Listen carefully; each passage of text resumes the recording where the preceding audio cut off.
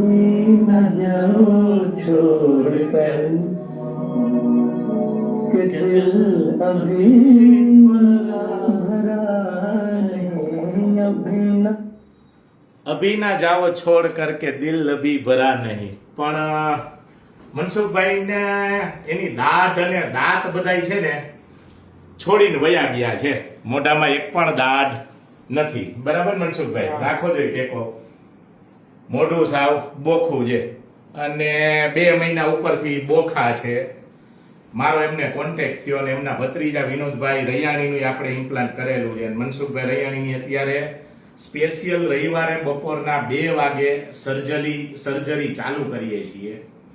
એટલે 1-1.5 કલાકમાં implant fit કરશું અને અઠવાડિયામાં દાંત ફિટ કરશું.